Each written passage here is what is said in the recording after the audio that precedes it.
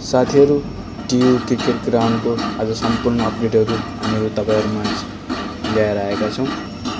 Video फुटेजमा देख्न सक्नुहुन्छ पर्खालको pillar हाल्ने काम पनि धमाधम भइसकेको छ। लगभग कामहरू अब पुरा हुने अवस्थामा छ। यदि यो वैशाख भित्रै पुरा हुन्छ भने सबैभन्दा छिटो सकिने एउटा काम पनि स्टोरी हुन्छ नेपालको सायद नै। साथीहरू, देख्न सकिन्छ प्याराफिटको लागि पिलरहरू धमाधम हाम्रो खडा भइसकेका छन् र पर्खाल लाउने काम पनि सुरु हुँदैछ। साथीहरू,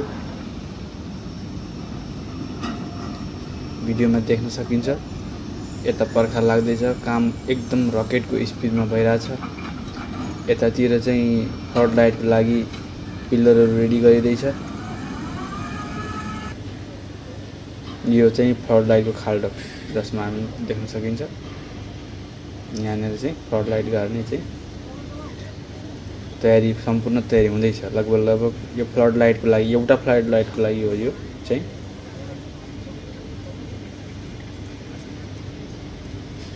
यता अगाडि चाहिँ प्याराफिटको काम भइरहेछ भने यहाँ चाहिँ फ्लड लाइट खाल्डा।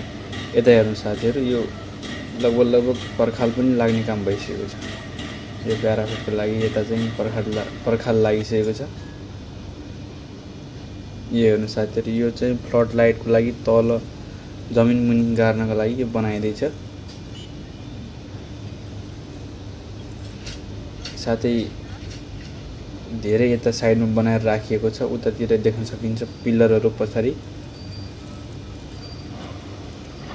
यहाँनिर चाहिँ त्यो गाडिएको छ, एक ठाउँमा चाहिँ 6 वटा गाडिएको छ।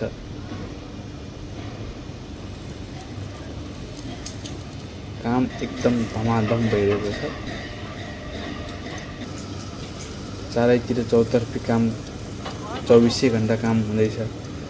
कतै खाल्डा खन्ने काम भइरहेको छ फ्लड लाइटको लागि, कतै प्याराफिटको लागि। यहाँ देख्न सकिन्छ साथीहरू, पर्खालको काम पनि धमाधम, साथै बस्ने व्यवस्थाको पनि हुँदै रहेछ। हेर्नु साथीहरू, हामी अन्त्यसम्म तपाईलाई देखाउनेछौँ पुरा भिडियो।